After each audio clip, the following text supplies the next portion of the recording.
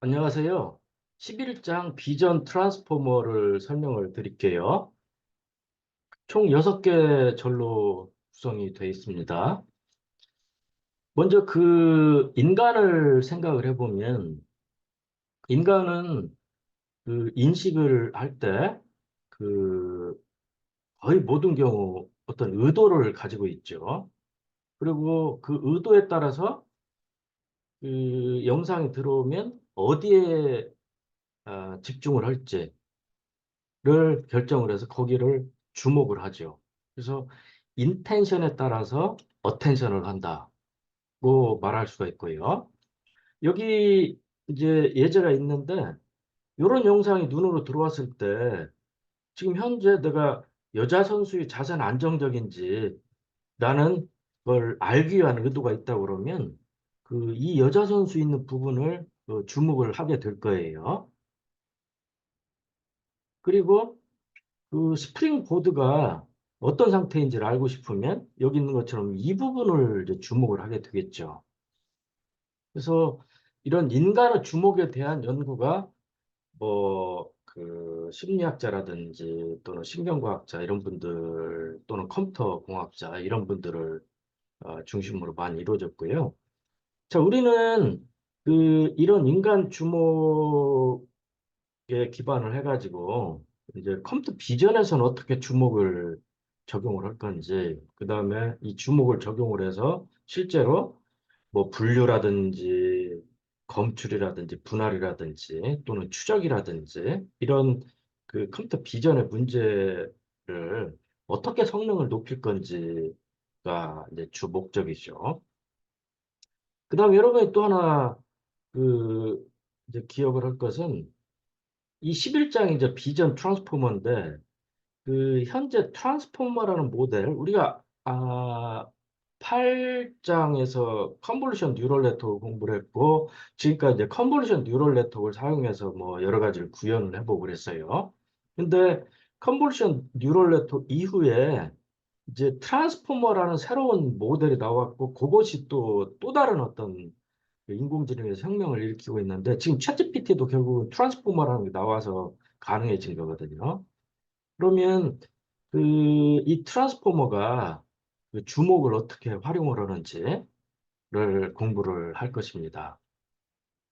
먼저 이제 주목이라는 게 어텐션이라는 게 어떻게 연구가 되어 왔는지를 간략하게 살펴보기로 하죠. 딥러닝 이전부터 이제 중요한 연구 주제였고요.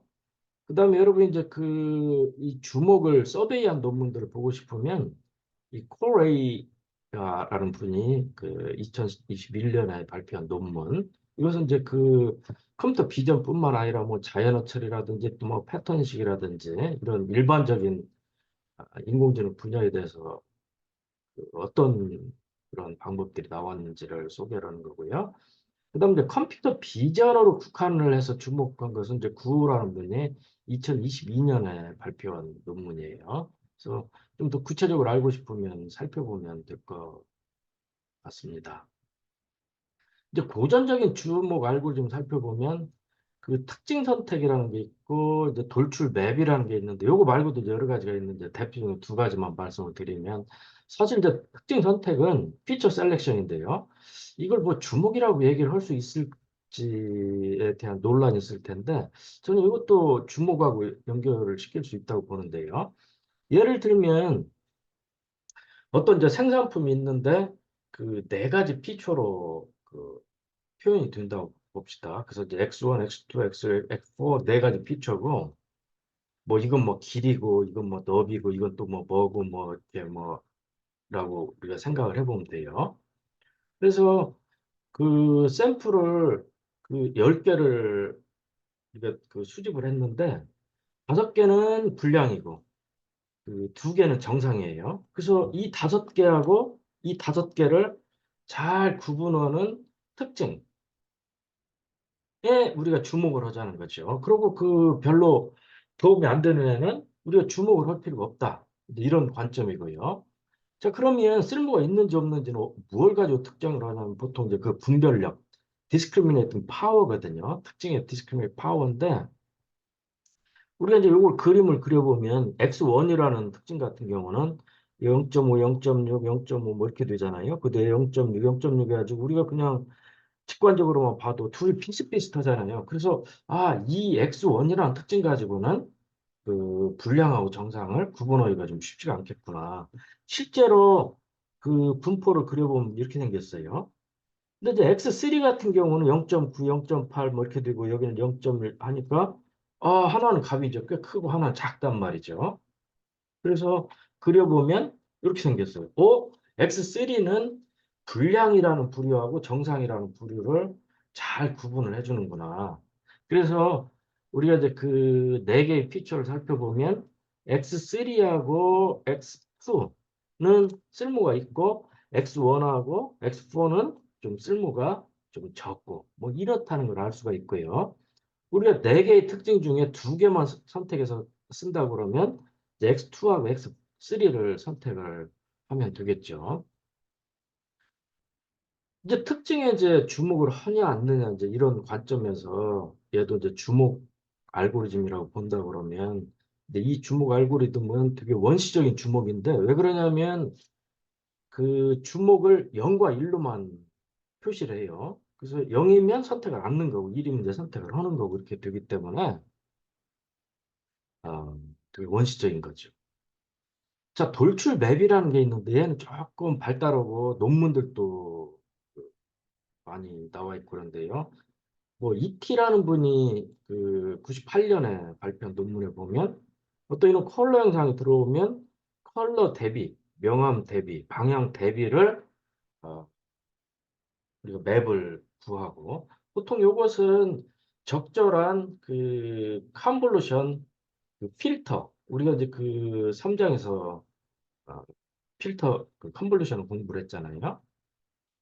4장인가요? 3장이네요. 그래서 칼라 대비를 구하는 뭐 3 x 3이든지 5 x 5짜리 어떤 필터를 만들고 명암 대비도 만들고 방향 대비도 만들어서 컨볼루션 연산을 하면 이제 이런 것들이 이제 만들어지는 거죠. 물론 요 필터는 사람이 설계를 하는 거예요.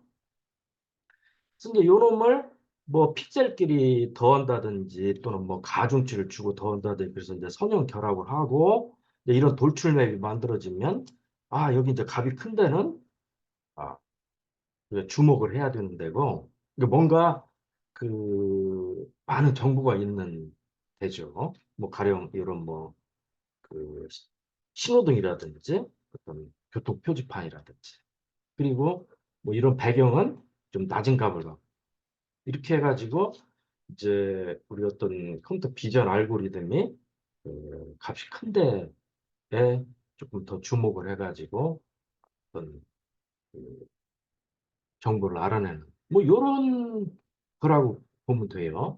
주드라는 사람은 아예 그냥 그 사람이 그 주목을 하잖아요. 이렇게 그 어떤 영상을 보여주면 그 주목을 한다는 거죠. 그래서 사람 눈이 어디를 바라보는지 그것을 추적하는 그 물리 장치를 만들어 가지고 사람 눈에 씌우고 실제로 그놈을 기록을 해 가지고 그 데이터를 셋을 만들고 요걸 기반으로 해서 이제 주목 모델을 학습을 해 가지고 뭐 컴퓨터 비전에 활용을 했다. 뭐 요런 접근 방법도 있어요. 뭐 이런 돌출맵 방법은 사람이 이제 규칙을 다 설계를 하고 사람이 설계한 규칙을 가지고 그 핸드크래프트 피처 이제 수작업 특징을 만들고 이게 뭐 이미지넷이 됐건 아니면 새를 구분하는 뭐 컵 200 데이터 셋이건 개 품종을 분류하는 스탬프 도구든 상관없이 그냥 그 똑같은 어떤 그 모델을 적용하는 이제 그런 한계가 있다는 거죠. 자, 딥러닝 시대에 들어와서는 이제 주목이 이제 크게 발전을 하죠. 그래서 어떤 데이터셋이 주어지면 이 데이터셋을 가지고 주목을 어떻게 할지를 그 학습으로 이제 알아내는 거예요. 최초의 논문은 2014년에 그 리커런트 어텐션 모델, 램이라는 모델로 알려져 있고요. 이것은 그 순환신경망, 리커런트 뉴럴 네트워크로 이제 구현을 했어요. 그래서 여기 이제 그 발전을 이제 연대 기준으로 하면 2014년 나왔고, 그 이듬해 스페셜 트랜스포머 네트워크라는 STN이라는 모델이 나왔고요. 그 다음 2017년에 바로 뒤에 이제 간략히 설명을 할 이제 SENet이라는 게 나왔고, 그 다음 이제 2020년대 들어와서는 그 트랜스포머 모델, 우리가 이제 3절에 가면 배울 거예요. 아까 말씀드린 대로 이제 컨볼루션 뉴럴 다음에 나온 아주 혁신적인 이제 모델이라고 그랬죠. 이제 그거에 기반한 이제 VIT, DDR, STR 막 이런 모델들이 막 쏟아져 나오죠. 자, 2017년에 SE 넷이라는 걸 한번 살펴보면 얘는 이제 스퀴즈 앤 익사이트 네트워크의 약자예요. 그래서 여기 보면 이제 스퀴즈를 하고 그 익사이트를 하고 스케일을 하고 이런 세 단계가 있는데 이제 요거에서 이름을 따서 이제 SE 넷이라고 했고요. 자, 여기 보면 이제 N 바이 N 바이 K 특징 맵이 만들어지면 컨볼루션 층이 거쳐가지고 M-N-K 다시가 만들어지고 그 다음에 주목이 없는 경우는 이제 요게 그대로 흘러서 이제 그 다음 층으로 이렇게 가는 거예요. 다음 층으로. 근데 이제 SENet은 이 주목이라고 되어 있는 요 그 네모 상자에 들어있는 요것을 이제 추가를 한 거죠. 그래서 여러분 여기 보는 것처럼 얘는 이제 풀리 커넥티드 층을 여기 하나 해서 이제 두 개를 쌓았죠. 그리고 이제 여기 첫 번째 층에는 U1이라는 그 가중치 집합이 있고요. 여기는 이제 두 번째는 이제 U2라는 가중치 집합이 있는데 이 특징 맵이 이제 K 다시 의 채널을 가지니까 각 채널을 스퀴즈를 해가지고 어떤 벡터로 이렇게 바꾸는 거예요. 예를 들면 얘가 뭐 128 바이 128이라고 그러면 뭐 그 128 바이 128 채널 하나를 뭐 64 디멘전 그 특징 벡터로 이렇게 하나 만들고 그래서 이 특징 벡터가 그, 그 특징 벡터 아니라 이제 어떤 한 값이죠. 하나의 값으로 이렇게 나오죠. 값으로 나와요. 그래서 채널 하나가 하나의 값으로 이렇게 스퀴즈가 되고요. 그러다 보니까 이제 K 다시의 값이 되고 이제 그것이 이제 G라는 어떤 벡터를 구성을 하고 얘가 그 첫 번째 풀리 커넥트드의 층에 입력으로 들어가고 그 다음에 거기서 나온 값이 다시 두 번째 그 풀리 커넥트 층으로 들어가고 그 다음에 이제 S라는 이제 벡터로 변환이 되고 이렇게 되죠. 그래서 이 S 다시도 이제 K 다시계의 값으로 구성되어 있는 그 벡터고요. 자, 그 다음에 이제 그 스케일 단계가 되는데 이 스케일은 뭐냐면 여기에 이제 K 다시계의 이제 채널이 있으니까 요 값 하나하나가 다 있죠. 그 채널마다. 그러니까 그 채널에다가 그 값을 곱하는 거예요. 그러니까 그 채널에 속한 모든 화소는 그, 어, 그 해당되는 그 값이 곱해지는 거죠. 그래서 값이 큰 애는 값이 커지고, 뭐 0.01처럼 이렇게 그 작은 값을 갖는 애는 그 100분의 1로 값이 이렇게 쪼그라들고 뭐 이렇게 되는 거죠. 값이 커진다는 얘기는 이후에 그 더 많은 영향을 이 다음 층에서 더 많은 영향을 미친다는 거니까 걔를 주목한다는 뜻이죠. 그래서 K 다시계의 그 채널이 있는데 어느 채널을 더 주목하고 어떤 채널은 덜 주목할지를 이 두 층짜리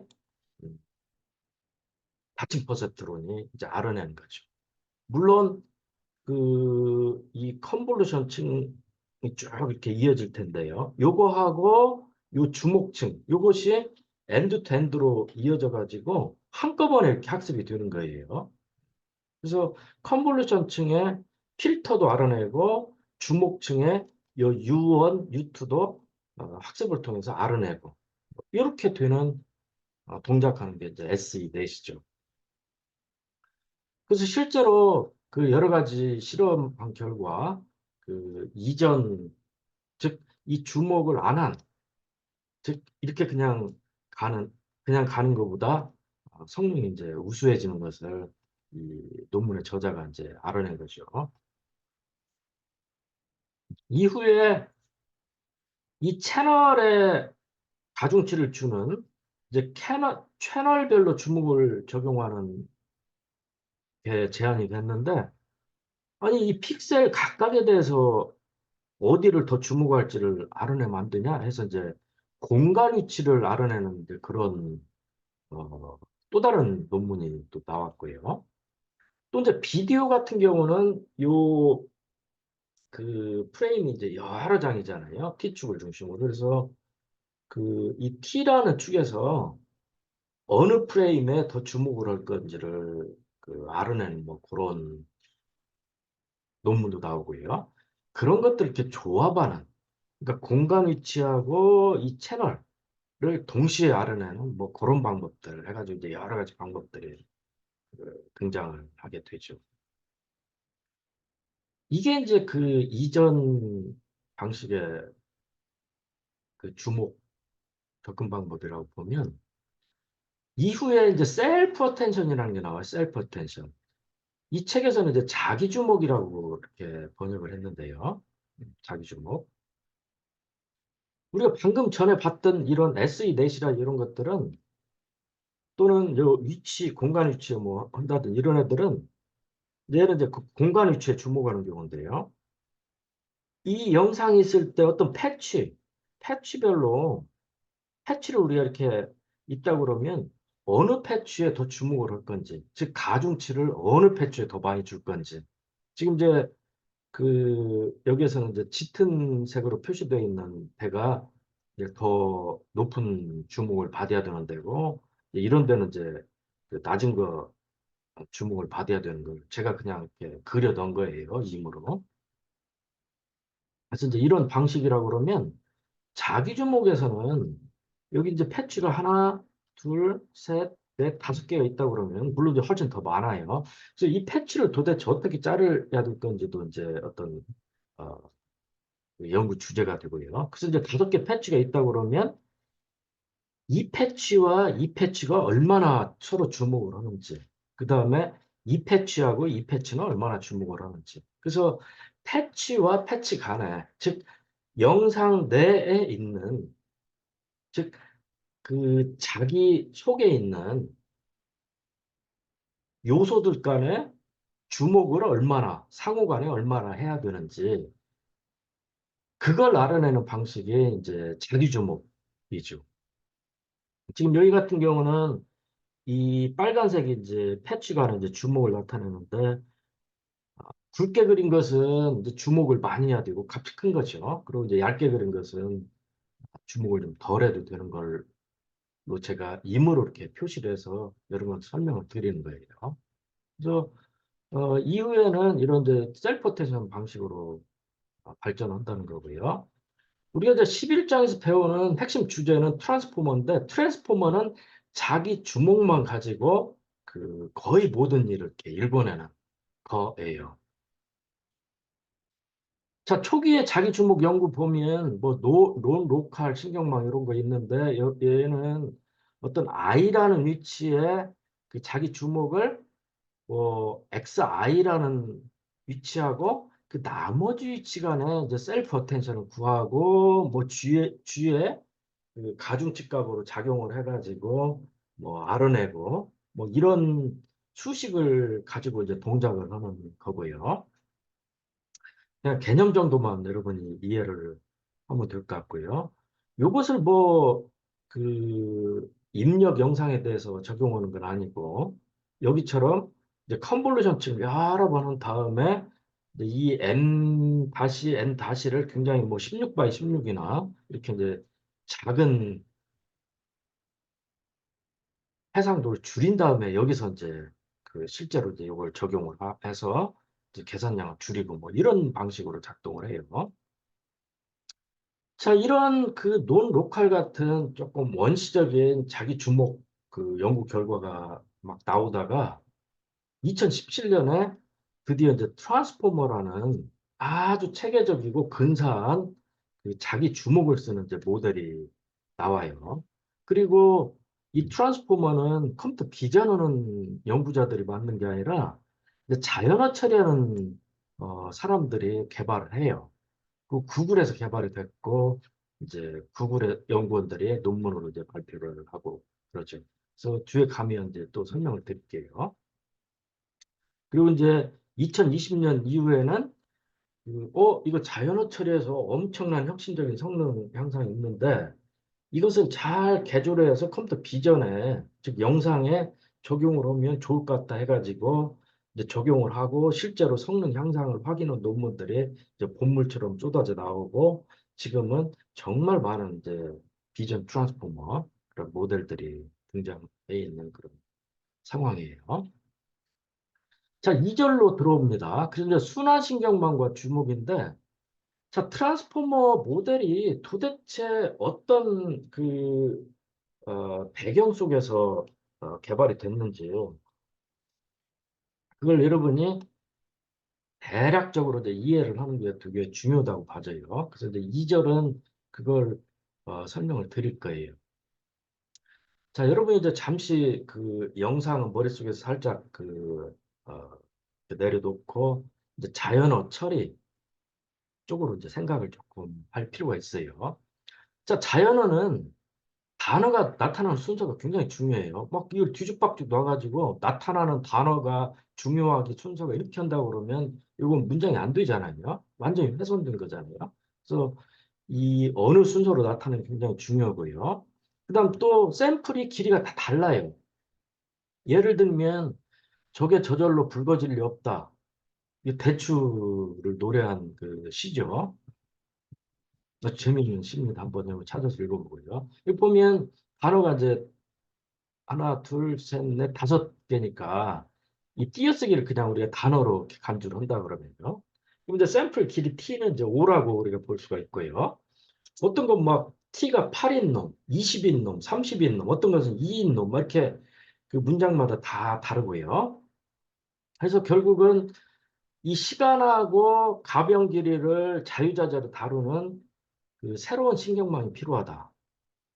는 그 인식이 싹 트게 되고요. 자, 여러분이 그 비전에서 많이 쓰는 그 컨볼루션 뉴럴 네트워크라든지 또는 그 전에 우리가 배웠던 실장에서 배웠던 다층 퍼셉트로 이런 애들은 입력 길이가 딱 정해져 있어요. 입력 그 영상도 뭐 224바, 224바의 3이라든지 이렇게 정해져 있어요. 그래서 앞에서 뭐 리스케일링해서 이제 입력을 해주고 그러잖아요. 그래서 그 개들은 이런 자연어 처리에 적합하지 않다는 거예요. 근데 이전에는 그 적합하지 않은 모델을 억지로 자연어 문장에 이렇게 맞춰가지고 쓴 거죠. 그러니까 발에다 신발을 맞춘 게 아니라 신발에 발을 맞춘 그런 꼴의 연구가 자연어 처리에서 이제 이루어지고 있었죠. 그러다 이제 순환신경망이라는 게 나온 거예요. 이제 자연어 처리를 이제 그 역사를 간략히 보면 옛날에 이제 기호 자연어 처리였어요. 그래서 이런 문장이 들어오면 저절로 하면 붉어지다가 붉어질로 이렇게 바뀌었잖아요. 그러면 붉어지다, 붉어질 뭐 요것을 이렇게 형태도 분석을 해가지고 막 이렇게 심볼릭하게 기호를 대상으로 얘는 뭐 서술어의 어떤 타입이다. 이것은 어떻게 변형이 됐다. 이렇게 해가지고 분석을 해가지고 하는 게 이제 그 50년대부터 90년대 사이의 연구였어요. 그걸 이제 우리가 보통 기후 자연어처리라고 그러고요. 그 다음에는 그 단어들이 발생한 어떤 빈도라든지 또는 그 이웃 단어 간의 그 발생 빈도 등을 세 가지고 그놈을 확률로 관주를 하고 통계 처리를 해가지고 이렇게 그 원하는 정보를 알아내는 그 statistical NLP 통계 자연어 처리가 이제 한 20년 동안 지배를 해왔고요.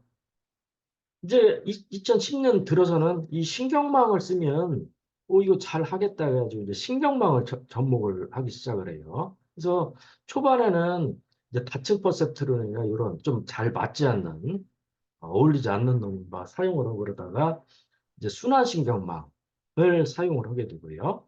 그 다음에 우리가 그 곧 이어 배울 시퀀스 투 시퀀스 모델이라는 거 나오고, 그 다음에 이제 주목을 적용한 시퀀스 투 시퀀스가 나오고, 결국은 이제 지금 현재 그 주름 잡고 있는 이제 트랜스포머라는 모델이 나오고 이제 이렇게 됩니다.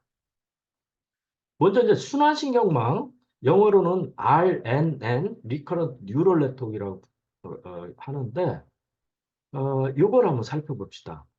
요게 순환신경망인데, 여러분 이놈을 이제 90도로 이렇게 오른쪽으로 이렇게 틀면, 시계방향으로 틀면, 요게 이제 그 입력이고요. 이게 이제 출력이고, 이게 이제 첫 번째 풀리 커넥티드 층, 이게 이제 두 번째 풀리 커넥티드 층. 그 다음 U1이 그 가중치, U2가 가중치. 뭐 요런 타치 퍼셉트론이에요. 층이 두 개인. 즉, 은리층이 하나인 풀리 커넥티드 층이 두 개인 그런 다층 퍼셉트론이에요. 근데 여러분이 눈여겨보면 바뀐 게 있는데 이 녹색의 에지인데 7장에서 배웠던 다층 퍼셉트론은 이 녹색 에지가 없어요. 즉, 히든 층에서 노드들 간에 서로 연결이 없죠. 근데 여기서는 그 지금은 이제 노드가 세 개인데 모든 노드 간에 그 엣지가 있어요. 그리고 이 노드 위에는 가중치가 붙어 있고. 그래서 여기에는 이제 3 바이 3 노드가 세 개니까 노드가 일반적으로 P라고 그러면 P 바이 P 그런 가중 책렬이 있죠. 그러면 우리가 U3라고 표기를 했어요.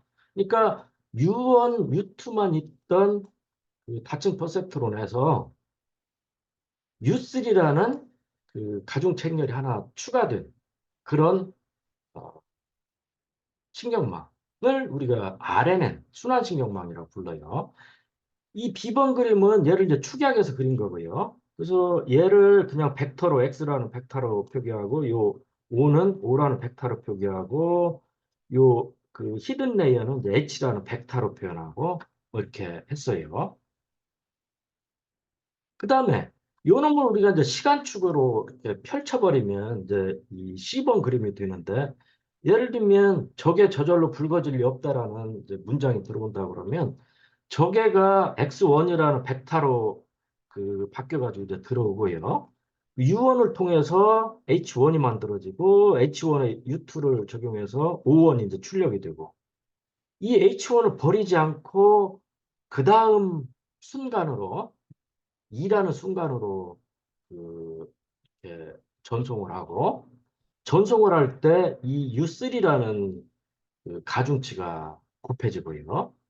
그 다음에 2라는 순간에는 두 번째 단어 그 저전류가 들어오고 얘가 이제 그 X2라는 벡터로 변환돼서 U1하고 곱해져 들어오고 그 U3와 곱해져 가지고 H1이 이제 들어오면 이 두 개가 작용을 해서 U2가 만들어지고 U2와 아니 H2가 만들어지고 U2랑 곱해가지고 O2가 만들어지고 그 다음에 또 같은 과정이 또 반복이 되죠.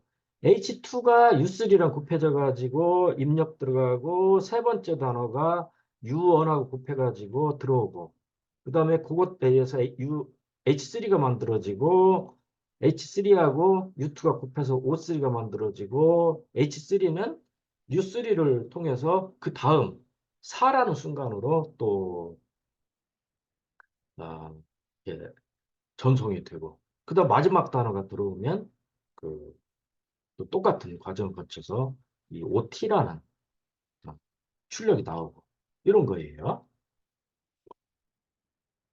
자, 그다음에 여러분이 꼭 기억을 해야 되는 것은 지금 시간축으로 이렇게 순간 1, 순간 2, 순간 3 해가지고 T라는 순간까지 가는데 그럼 매 순간마다 그 서로 다른 U1, U2, U3라는 가중치 값들이 별도로 있냐? 그렇지 않아요.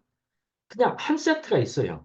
그게 1이라는 순간에도 작동하고 2라는 순간에도 작동하고 3이라는 순간에도 작동하고. 그러니까 모든 순간이 U1, U2, U3라는 가중치를 공유한다. 우리가 이렇게 얘기를 할 수가 있어요. 자, 그러면 이 순환신경망이 그 시간성, 즉 단어가 순서대로 들어오는 걸 어떻게 처리를 하는지를 살펴보면 일단 이제 T의 단어를 가진 것을 우리가 11.2식처럼 이렇게 그 표현을 합시다. 그래서 첫 번째 단어가 그 벡터 X1으로, 두 번째 단어가 X2로, 세 번째 단어 X3로 이렇게 변환이 된다고 그래요. 그러면 실제 이런 저계라는 이제 저절로라든 이 단어가 어떻게 그 고정 크기의 벡터로 변환이 되냐. 그러면 이것을 변환해 준 기술이 또 있어요. 그래서 그것을 우리가 그 단어 임베딩, 영어로는 그 워드 임베딩 기술이라고 그래요. 지금 여기서는 이제 3차원 벡터로 그냥 변환이 된다고 가정을 하고 이제 적에는 0.1, 0.79, 0.6이라는 벡터로 표현이 되고 저절로는 0.7, 0.2, 0.69라는 벡터로 표현된다고 지금 가정을 한 거예요. 그래서 여기는 이제 3차원 벡터인데 실제로는 그 단어마다 64차원 또는 뭐 128차원 또는 큰 경우는 뭐 512차원 이렇게 이제 변환이 돼요. 단어 임베딩을 어떻게 하느냐? 이것도 학습을 알아내요. 그래서 또 기술이 있어요. 그리고 이미 학습이 돼서 그 공개가 된 그런 그 모델들이 있는데 뭐 워드2백이라든지 그로브라든지 엘모 이런 애들이 있어요. 근데 이런 걸 쓰면 그 고정 크기의 벡터로 변환을 할 수가 있고 우리가 이제 이렇게 표기를 할 수가 있죠. 자, 그러면 이제 순간 i를 우리가 한번 살펴보면 예를 들면 이 3이라는 순간을 살펴보면 긁어질이라는 단어가 들어오고 워드 임베딩을 통해서 X3으로 바뀌고 이 X3이 들어가면 이거죠. 들어가면 U1이라는 그 가중치가 곱해져 가지고 그 요 히든층의 벡터 H3가 만들어지고 2라는 순간에 만들어졌던 그 H2가 U3랑 곱해가지고 왼쪽에서 들어오고 그러면 이 두 개가 결합이 돼서 그 U2라는 벡터로 곱해져 가지고 O3라는 게 만들어지고 그러면 요 H3라는 거에 우리가 주목을 하면 H1을 통해서 H2를 통해서 이제 들어온 거란 말이에요. 그러면 H1은 이 적애라는 단어가 들어왔을 때 이게 만들어진 그 은닉층이니까 적애라는 단어가 이 속에 이제 깃들어 있을 거라는 거죠. 그 정보가 이 속에 포함이 돼 있다는 거죠. 그래서 요 놈이 그 2라는 순간으로 그 들어오고 2라는 순간에는 적애라는 단어에 정보가 들어있는 H1하고 그다음에 그 순간에 들어있는 저절로라는 단어를 또 결합을 해가지고 H2를 만들기 때문에 그 적애, 저절로라는 정보가 H2에 깃들어 있고 그다음에 3이라는 순간에는 불거질이 들어와가지고 정보가 들어오고 적애하고 저절로가 깃들어 있는 H2가 들어오니까 저게 저절로 붉어질 이 세 개의 정보가 H3 속에 그 깃들어 있고 뭐 이렇게 되는 거예요. 이제 그놈이 4라는 순간, 5라는 순간으로 계속 이렇게 그 전파가 되는 거죠. 이제 이런 식으로 그 시간 정보를 처리한다. 이제 요것을 그 제가 금방 그림으로 이제 설명을 드린 거예요. 자, 이런 방식으로 그 단어들은 서로 상호작용을 한다.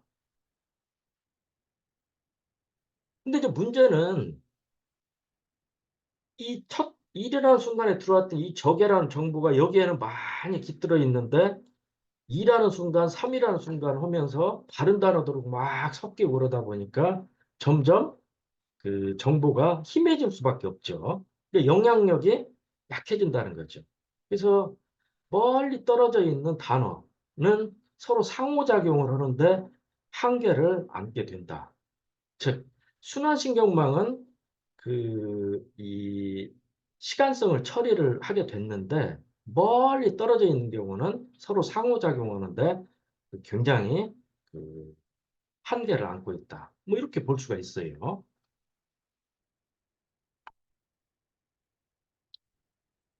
그래서 우리가 이제 이것을 이제 근사한 말로 거리가 멀으면 장거리 같으면 이제 서로 의존하는 것을 처리하는데 한계가 있다고 해서 그 장거리 의존에 한계가 있다 이렇게 얘기를 하고요. 이걸 극복하는 게 롱 쇼텀 메모리라는 RNN을 개선한 RNN이에요. 얘도 RNN에 속하는데 이 게이트라는 기능을 추가를 해가지고 성능을 좀 향상한 그런 RNN이죠. 그래서 실제로는 이런 순수한 RNN보다는 그 게이트가 추가된 이 LSTM을 보통 많이 쓰고요. 그 LSTM은 개념만 설명을 드릴게요.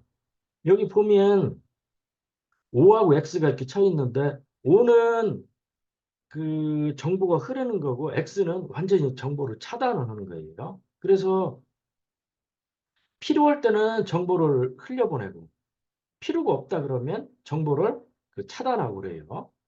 자, 그러면 완전히 영일로 차단 아니면 통과 이러냐? 그러진 않아요. 실제로는 제가 알기 쉽게 OX로 표시를 했는데 실제로는 예를 들면 뭐 0.8이라든지 얘는 뭐 0.05라든지 뭐 어떤 이런 실수값으로 표현이 되고 값이 작으면 정보를 조금만 흘려보내고 그러니까 많이 차단하는 거죠. 그리고 값이 크면 많이 흘려보내고 조금 차단하는 거죠. 자, 그러면 이렇게 여닫는 정보를 도대체 어떻게 알아내느냐? 근데 이것도 학습을 통해서 알아내요. 이게 즉 지금 여기 보면 U1, U2, U3라는 세 개의 가중 책렬이 있는데 게이트를 위해서 또 추가적인 U4, U5 같은 또 추가적인 또 가중치 행렬들이 이제 작용을 하는 거죠. 자, 그다음에 그 요렇게 계산이 되는 것을 우리가 이제 수식으로 쓰면 11.3식이 되는데 여러분이 가만히 보면 이 7장에서 배웠던 다층 퍼셉트론에서 요 항만 추가가 된 거예요. 그러니까 요 항만 이렇게 드러내면 11.3식은 7장의 수식하고 똑같아요. 그래서 여러분 한번 비교를 해보세요. 그래서 리커런트 뉴럴 네트워크는 요것만 들어간 거고 그 다음에 LSTM은 여기에 뭔가가 또 게이트에 관련된 것들이 몇 개가 좀 더 들어간다. 이렇게 여러분이 이해를 하시면 돼요. 자, 그러면 이제 순환신경망 기초를 배웠는데 2014년에 서치캐버라는 분이 수치캐버라는 분은 자연어 처리에서는 정말 혁신적인 어떤 아이디어를 아, 발표를 했는데 바로 요거예요. 그래서 여기 보면 인코더하고 이제 디코더 이렇게 두 개로 구성이 되어 있는데 인코더에서는 여러분 이제 요것은 그 한글을 영어로 번역하는 한역 번역 모델을 만든다고 여러분 생각을 하면 돼요. 그래서 저게 저절로 붉어질 리 없다를 that can turn red by itself로 번역하는 거예요. 그리고 요게 이제 문장 쌍이 하나만 있는 게 아니라 뭐 수십만 개 또는 수천만 개가 있어서 이제 데이터셋 가지고 이제 학습을 해가지고 한영 번역 모델을 이렇게 학습을 한다 이렇게 여러분이 상상을 하시면 되고요. 저게 저절로 붉어질 리 없다를 that can't 이렇게 번역을 했는데 제가 번역한 게 아니고 이 팝하고 집어넣으니까 이렇게 됐으니까 여러분이 이게 조금 영어 문장이 후지다고 그래도 저를 나무라지 마세요. 음, 자, 여러분이 하나 이해할 것은 한글 문장이 들어가면 영어 문장으로 이제 번역이 돼야 되는데 한글 문장은 지금 보면 5개 그 단어로 돼 있고 영어 문장은 6개 단어로 돼 있어요. 그래서 입력 문장의 시퀀스 랭스 출력 문장의 시퀀스 랭스가 다를 수 있다. 그래서 이 수치케버라는 분이 그 시퀀스 투 시퀀스라는 그 이름으로 자기 모델을 이렇게 부른 거고요. 이 서치케버라는 분은 오픈 AI에 있는 아주 그 핵심 엔지니어고요. 여러분 그 챗GPT 뉴스를 찾아보면 이 서치케버라는 분이 많이 나와요. 그래서 지금 챗GPT를 만드는데 핵심적인 이제 역할을 한 분이고요. 그래요. 자, 그 다음에 여러분이 또 하나 여기서 이제 이해를 해야 되는 게 이게 이제 입력으로 들어가면 이게 이제 출력으로 나와야 된다는 게 그 데이터셋에 있죠. 학습 훈련 집합에 있죠. 그러니까 어 이게 들어가면 이게 나온다는 것을 우리가 알아요. 그래서 알려주면 돼요. 알려주면 돼요. 그래서 이제 우리가 이런 것들을 보통 이제 교사 강요, 티처 포싱 방식이라고 이렇게 불러요. 그렇죠. 이걸 왜 구분을 하느냐? 그러면 이제 바로 뒤에 가면 이제 여러분 이해를 할 수가 있어요. 자, 그러면 요걸 이제 집어 넣으면 이제 요게 나올 테고요. 그리고 요 각각의 순간에는 그 하나씩 비껴가지고 맨 처음에는 이제 스타트 오브 센텐스라는 걸 집어 넣으면 이제 대시 나오고 그다음 이제 대를 집어넣으면 캔트가 나오고 캔트를 집어넣으면 턴이 나오고 이제 이런 식으로 이제 학습을 하는 거예요. 그다음에 여기 이제 그 이 실제로 이 출력된 거하고 그다음에 요게 이제 그 레이블이죠. 참값이 그랑 트루스죠. 그럼 이제 두 개의 그를 빼가지고 이제 MSE라든지 크로스 엔트로피라든지 이런 계산을 해가지고 이제 손실함수를 계산을 하는 거예요. 그리고 그놈을 백 프로포게이션 해가지고 그 여기에 있는 U2, U3, U1을 계속 갱신을 하면서 그 학습을 하는 거죠.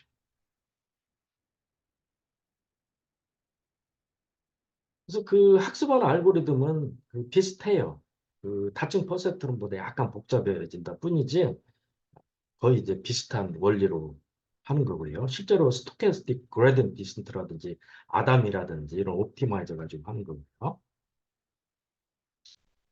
자, 그 다음에 이제 그 학습을 다 마쳤어요. 뭐 예를 들면 뭐 10만 개 문장 쌍을 가지고 막 학습을 해가지고 U3, U2, U1을 알아내가지고 이제 학습을 마쳤다고 그러면 그 다음에는 이제 추론 단계로 들어가는데, 즉 예측 단계로 들어가는데, 이때는 새로운 한글 문장이 들어오면 그 영어 문장을 이렇게 출력을 해야 되잖아요. 그러니까 요 밑에서 들어가야 되는 이 값이 모르는 거예요. 지금 여기서는 이제 알고 있었잖아요. 근데 모르는 거예요. 그래서 이게 이제 그 추론 단계는 이제 달라지죠. 그래서 그 자연어 처리하는 분들이 이걸 어떻게 하냐면 자, 일단 이게 이제 입력이 되면 이제 인코더 속에 집어넣어요. 그럼 이제 H1, H2, H3, H4, H5여가지고 이제 H5까지 나오면 H5가 이제 이쪽으로 이제 전달이 되죠.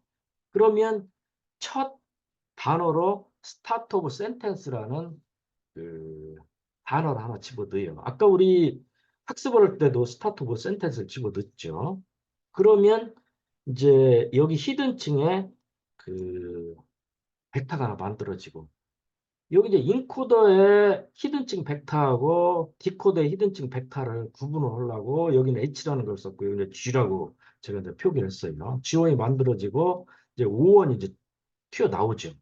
그럼 이제 이 벡터가 나오면 여기에서 이제 확률값이 가장 큰 요소에 해당되는 놈을 출력값으로 간주를 하고 그 놈을 이제 Y1으로 만들어서 이렇게 집어 넣는 거예요. 이렇게. 1이라는 순간에 집어넣죠. 그래서 여기는 정답값이 학습할 때는 정답 그 단어가 들어가는데 여기에서는 예측은 단어가 이렇게 입력으로 들어가는 거예요. 그럼 이제 작동을 하겠죠. 물론 이 예측은 단어는 그 맞을 수도 있고 틀릴 수도 있고 그래요. 엉뚱한 게 나올 수도 있고 아니면 아주 적절한 게 나올 수도 있고 그래요. 그 다음에 이제 G2가 만들어지고 O2가 나오고 그놈을 이제 Y2가 단어가 만들어지면 또 이렇게 집어넣고 뭐 이런 식으로 하는 거예요. 그리고 마지막에 end of sentence가 나오면 그 문장이 끝났구나 하고 여기서 이제 그 끝내면 돼요. 그래서 이런 방식으로 예측한 단어를 그 다음 순간에 입력으로 쓰고 또 예측한 단어를 또 그 다음 순간을 쓰고 이런 방식으로 우리가 오토 리그레시브 방식이라고 불러요. 그리고 이 책에서는 이제 자기 회귀 방식 이렇게 부르고 지금 챗GPT도 다 이런 방식으로 해요. 그래서 여러분 챗GPT 뭐 기사라든지 이런 거 보다 보면 뭐 오토 리그레시브라는 단어 또는 자기 회귀 이런 단어가 나오는데 바로 이런 방식으로 작동을 하기 때문에 이제 그렇게 부르는 거고요. 자, 그러면 이 자기 회귀 방식은 뭔 수식이 달라지냐? 그러지는 않아요. 여기 11.3식은 똑같은데 단지 요 H라는 놈이 요 디코더의 G라는 표기로 바뀔 뿐이에요. 그래서 요게 이제 H가 G로 바뀌었다 뿐이에요.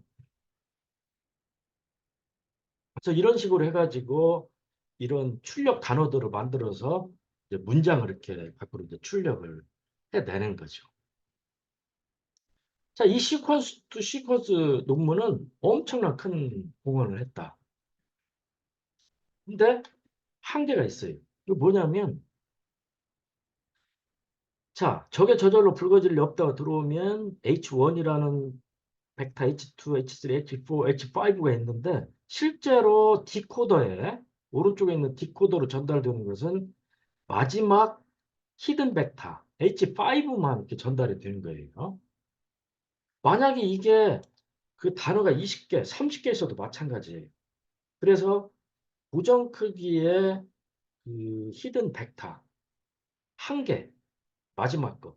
그 속에 모든 단어의 정보를 이렇게 압축을 해서 집어넣어야 되죠. 그러다 보니까 이 마지막 HT라는 애는 엄청나게 많은 정보가 압축되어 있고 쉽게 얘기하면 어, 한계를 가지고 있다 이렇게 보면 돼요.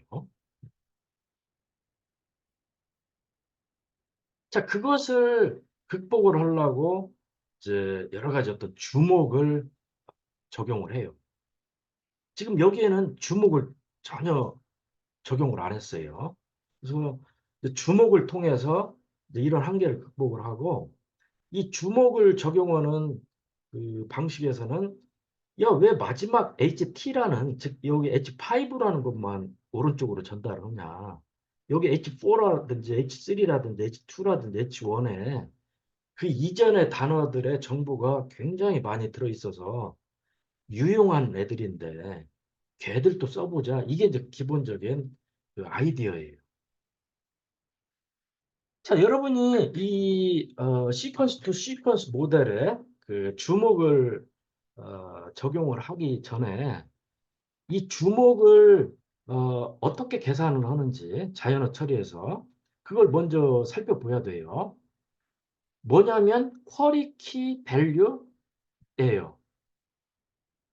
그래서 이 시퀀스 투 시퀀스 모델에 주목을 적용하는 방식들이 다 이 퀄리티 밸류로 주목을 계산해서 거기에 이렇게 반영을 하고요. 그 다음에 우리가 이제 3절부터 배울 그 11장의 핵심인 트랜스포머 모델 또 이 퀄리티 밸류로 계산을 해요. 이것을 우리가 이제 다른 방식으로 얘기를 하면 여러분이 퀄리티 밸류를 이해를 잘 못하면 트랜스포머를 절대 이해를 할 수가 없어요. 이걸 다른 말로 하면 11.2.2절은 굉장히 중요하다. 이렇게 생각을 하면 돼요. 그 복잡하냐? 약간 복잡하지만 별거 아니에요. 제가 그 예제를 잘 만들었어요. 저도 이걸 이해하는데 꽤 시간이 많이 걸렸는데 그 학생들도 고생을 많이 할 것 같아서 제가 예제를 만들었어요. 그래서 여러분이 예제만 충실하게 이렇게 따라가면 쉽게 이해할 수 있다고 저는 보고 있어요. 기본적으로는 쿼리하고 키가 얼마나 유사한지를 계산한 다음에 그 유사한 정도를 밸류에 가중치로 쓰고 가중합을 계산하는 과정이다. 이렇게 여러분이 기억을 하면 되고요. 이게 뭔 말이냐? 예제를 보면 여러분 이해를 할 수가 있어요. 자, 여기 이제 그 예제가 나오는데, 자, 일단 쿼리 Q가 있다. 그리고 3차원 벡터다. 3차원 벡터다. 실제는 이게 뭐 64차원, 128차원, 뭐 256차원, 뭐 1024차원 이래요. 챗 PT는 막 2048차원 이런데 우리가 이제 그냥 3차원으로 축소를 해서 생각을 해봅시다. 그래서 이제 3차원짜리 그 쿼리 벡터가 이거 하나 있다. 0.99, 0.099, 0.099라는 값을 갖는 게 있다. 쳐봅시다. 그 다음에 키가 있는데 키는 여러 개예요. 그래서 그 지금은 이 예제에서는 K1, K2, K3, K4 해가지고 이제 4개의 키를 가지고 있어요. 얘도 이제 3차원 벡터고, 그래서 이런 K1, K2, K3, K4가 있어요. 그 다음에 그 밸류도 그 4개가 있어요. 이 키의 개수 똑같아요. 그 얘도 이제 3차원이에요. 그래서 밸류 벡터는 125, 115, 뭐 324, 뭐 612라는 거라고 칩시다. 그래서 퀄이 있고 키 있고 밸류가 있어요. 그랬을 때 퀄이 키 밸류로 주목을 계산하는 것은 이렇게 해요. 이 쿼리하고 K1하고 유사도를 계산하고 쿼리하고 K2하고 유사도를 계산하고 즉 모든 키 각각들하고 이 쿼리하고 유사도를 계산해요. 유사도 계산하는 방법은 여러 가지지만 가장 단순한 방법은 그 덧 프로덕트 내적을 해가지고 즉 요소끼리 곱해서 합하는 거예요. 단순해요. 그리고 그것을 우리가 행렬로 표기를 하면 Q에다가 이 키를 트랜스포즈로 하면 얘는 이제 그 행벡터고 얘는 열벡터 해가지고 이렇게 이제 이렇게 돼서 이제 곱할 수가 있겠죠. 이게 도 프로덕트예요, 그냥. 그래서 이걸 하는 거예요. 즉 0.99하고 0.05, 0.099하고 0.0, 0.099, 0.998을 곱해서 더하면 0.148이 돼요. 계산해 보세요. K2에 대해서도 똑같은 덧 프로덕트로 하고 얘도 하고 얘도 하고 그런다는 거예요. 근데 요 그 주목값 4개를 더하면 1이 안 되잖아요. 그래서 요 놈을 1을 만들기 위해서 요 이 S라는 그 벡터가 만들어지면 S에다가 소프트맥스를 취하는 거예요. 그래서 0.189, 0.184 이렇게 만들어지고 이 4개의 값을 더하면 그 1이 되는 거예요. 소프트맥스를 취했으니까. 우리가 요 놈을 그 어텐션 벡터, 주목 벡터 이렇게 불러요. 자, 일단 그 주목 벡터를 만들어요. 그 다음에는 또 쉬워요. 이 첫 번째 주목 벡터 요소값하고 이 V1 벡터를 이제 곱하는 거죠. 이게 0.189를 1에다 곱하고 2에다 곱하고 5에다 곱하고 0.184를 1에다 곱하고 2에다 곱하고 5에다 곱해가지고 이 벡터를 만든 다음에 이 네 개의 벡터를 그냥 더해버리는 거죠.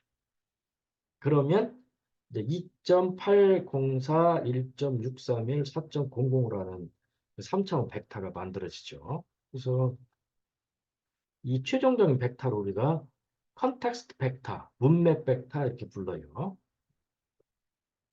자, 여러분 이제 이게 어떤 의미를 갖는지를 얘가 설명을 하는데 여러분 가만히 보면 이 Q하고 이 쿼리하고 이 네 개의 키 중에서 이 K3가 가장 비슷하거든요. 그러니까 그 도프로덕트로 하면 큰 값이 나오고 비슷할수록 이 값이 크고 즉 더 많이 주목을 하겠다는 거예요. 내가 허리가 나하고 비슷한 키에다가 더 많은 그 값을 주고 그 밸류에다가 그 가중치를 적용을 하겠다는 거죠. 더 유사한 것만 같아요. 뭐 이런 뜻이에요. 자, 요게 쿼리 키 밸류의 주목 계산이에요. 나중에는 이 쿼리가 한 개가 아니라 여러 개로 이제 바뀌기 때문에 약간 복잡해지는데 그때도 그냥 쿼리 각각에 대해서 이렇게 그 반복 계산을 하면 돼요. 자, 여러분은 이 슬라이드가 굉장히 중요해요. 그래서 이것을 꼭 기억을 잘 해야 되고요. 자, 요 놈을 행렬로 간결을 표현하면 쿼리는 이렇게 표현하고 K는 벡터는 4개고 각각의 벡터가 3차원이니까 4 x 3 행렬이 되고 V도 마찬가지로 벡터는 4개 각각이 3차원이니까 4 x 3이 되고 이렇게 돼요. 그래서 이 행렬의 크기하고 이 행렬의 크기는 이제 같아야 되고요. 그 다음에 주목 벡터는 Q, K, 여기가 대문자로 바뀌었죠. 이제 매트릭스가 됐으니까요. 그래서 QK 트랜스포즈에다 소프트맥스를 취한 거고요. 뭐 요거에다가 뭐 이렇게 적용을 하고 그러면 이제 요게 되고 얘는 이제 요놈이죠. 이거 주목 벡터죠. 주목 벡터예요. 그다음에 문맥 벡터는 이제 이 소프트맥스 금방 취해서 얻은 놈에다가 이제 V를 곱하면 되죠. 그래서 하면 이제 요게 만들어지고. 자, 이 과정을 우리가 선형대수의 매트릭스 곱을 활용하면 11.5의 이 하나의 수식으로 표현할 수가 있어요. QK 트랜스포즈 소프트맥스에다가 V를 곱하고 C를 넣는다. 컨텍스트 벡터, 문맥 벡터. 딱 한 줄입니다. 그리고 여러분 가만히 잘 보여야 되는 것은 Q는 벡터의 크기 1 T고 K하고 V는 벡터의 개수 n 바이 벡터의 길이 d, n 바이 d고. 자, 자연어 처리에서는 n은 이제 단어의 개수라고 보면 돼요. 아까 저게 저절로 굵어질 리 없다 같은 경우는 이제 5가 된다고 보면 돼요. 자, 이게 쿼리 키 벡터로 계산하는 이제 주목이 되고요. 자, 그러면 여러분 이제 여기서 이제 궁금증이 하나 생길 텐데, 그럼 이제 쿼리는 도대체 어디에서 오고, 키는 어디에서 오고, 밸류는 어디에서 오느냐? 이제 이런 궁금증이 하나 생겨요. 여러분 머릿속에 그런 궁금증이 생겼다 그러면 아주 여러분 자신을 좀 칭찬해 줄 만해요. 자, 주목을 반영한 시퀀스 투 시퀀스에 가면 이제 궁금증이 해소가 되는데 굉장히 다양한 방식이 있어요. 근데 그 중에서 가장 유명한 것은 바다나우라는 사람이 제안한 논문 속에 들어있는 바다나우 주목이에요. 그래서 요것을 책에서는 이제 설명을 하고 있고요.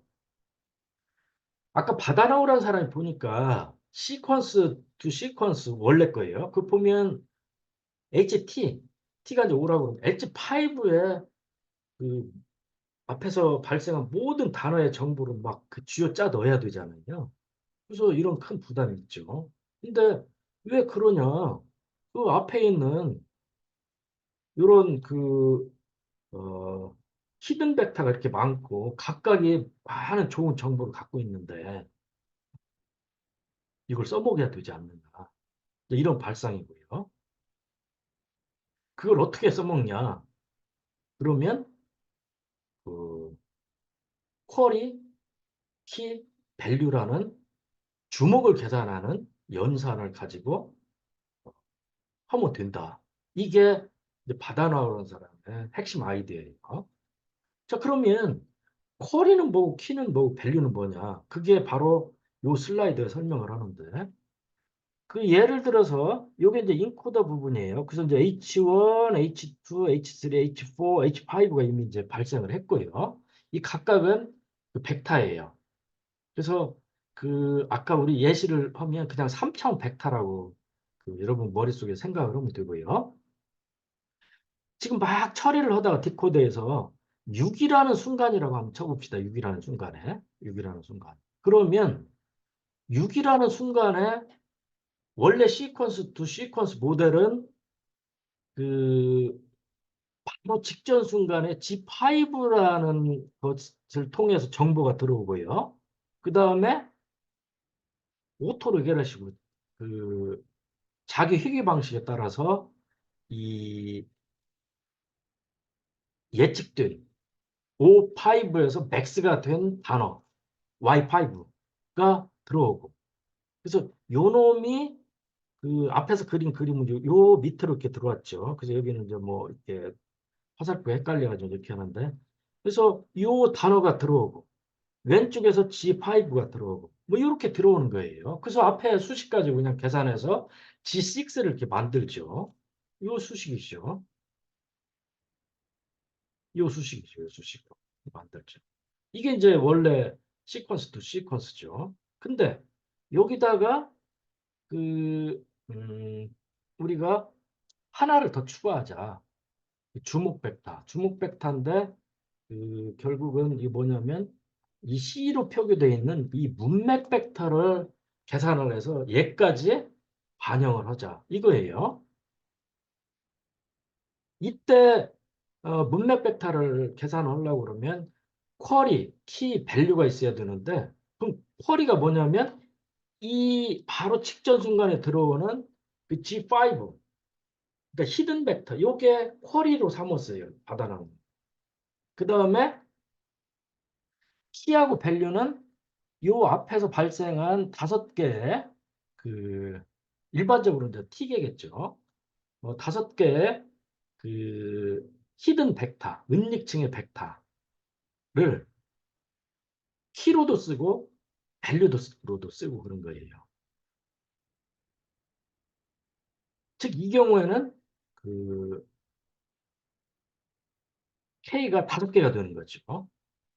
밸류도 5개가 되고. 그래서 그 우리가 앞에서 봤던 쿼리 키 밸류 계산하는 것을 그대로 이제 적용을 하면 되는 거예요. 그래서 했을 때 요게 이제 그 어텐션 벡터, 주목 벡터라고 치면 자, 여러분이 잘 또 기억을 해야 되는 게 주목 벡터는 그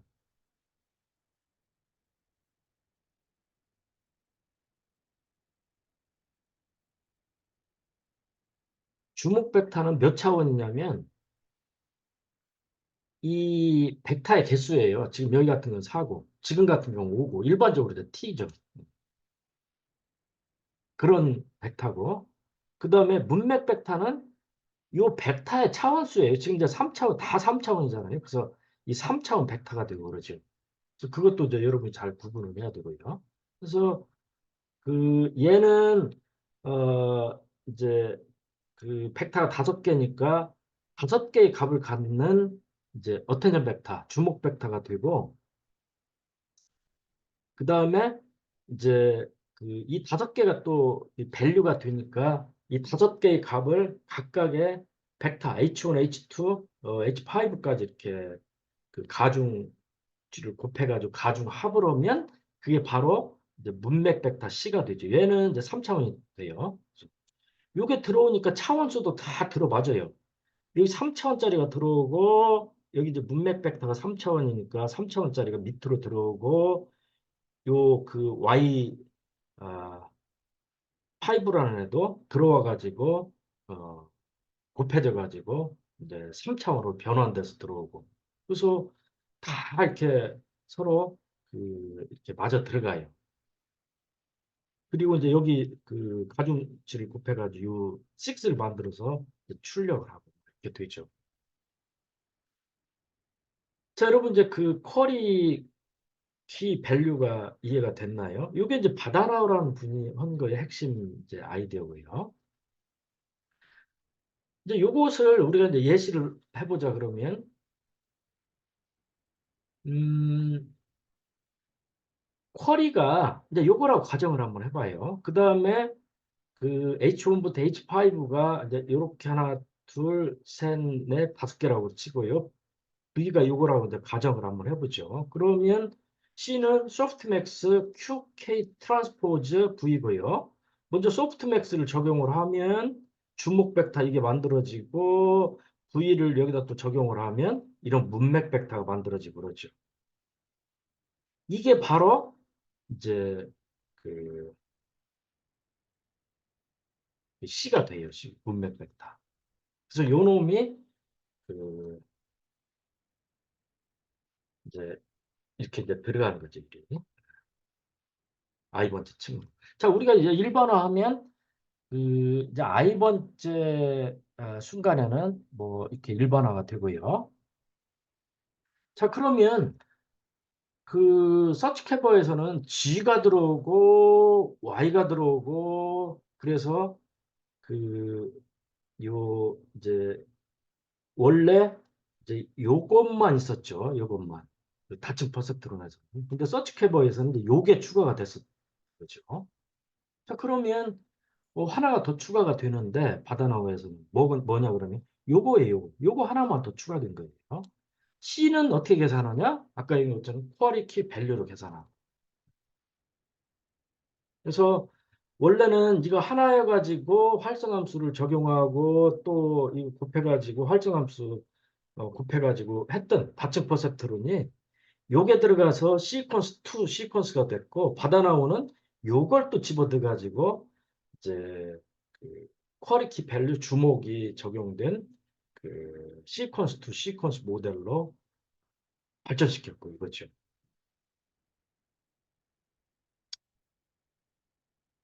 자, 여기까지 이제 그 자연어 처리하는 분들이 막 연구를 하다가 이제 드디어 2017년에 이제 트랜스포머라는 모델이 논문으로 발표가 되면서 이제 획기적인 어떤 그 퀀텀 점프를 하고 챗 GPT까지 이제 이어지고 뭐 이렇게 돼요. 자, 오늘은 여기까지 하고 다음 시간에 여러분한테 이제 트랜스포머에 대해 설명을 또 드리겠습니다. 여러분 수고 많았습니다.